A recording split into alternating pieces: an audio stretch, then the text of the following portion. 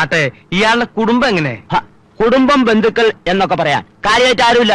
അതുകൊണ്ട് വിവാഹ ചെലവിലുള്ള 50,000 രൂപ മൂപ്പര് നേരത്തെ ബാങ്കിലിട്ടിരിക്കുക. എങ്ങനെ? അത് കൊള്ളാലോ. ആ അത്ഭുത മനുഷ്യനെ ഞാനും കൂടി ഒന്ന് കാണട്ടെ.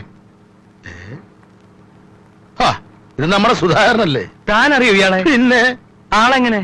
വലിയ കുഴപ്പമൊന്നുമില്ല. പക്ഷേ അയ്യപ്പ, ഇതേ ടൈപ്പിൽ ഒരു പയ്യൻ കൂടി ഉണ്ടാവോ തന്റെ കയ്യില്?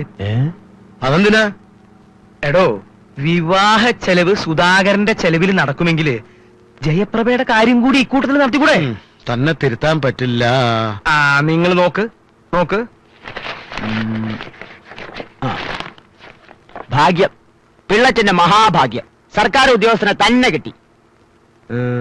പെണ്ണ് സുന്ദരിയായിരിക്കണം. സ്ത്രീധനത്തിൽ നിർബന്ധമില്ല. ഇതാ.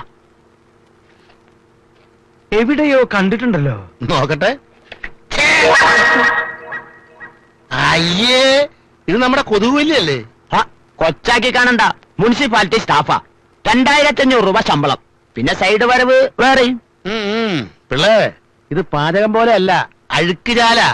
ജയപ്രഭയുടെ സ്വഭാവം നിനക്കറിയാലോ. ഞാൻ വരച്ച വര വിട്ട് എന്റെ മക്കള് പോവില്ല, താൻ കണ്ടോ? അപ്പൊ സംഭവം സെറ്റിൽമെന്റ് ആക്കി അഡ്ജസ്റ്റ്മെന്റ് ആക്കാലോ. ഹരിഹര സുതനയ്യനയ്യപ്പ സ്വാമിയേ ശരണമയ്യപ്പ. താനെന്താ മലയ്ക്ക് പോകണ്ടോ? ഓടോ, താനും പോരുണ്ടോ?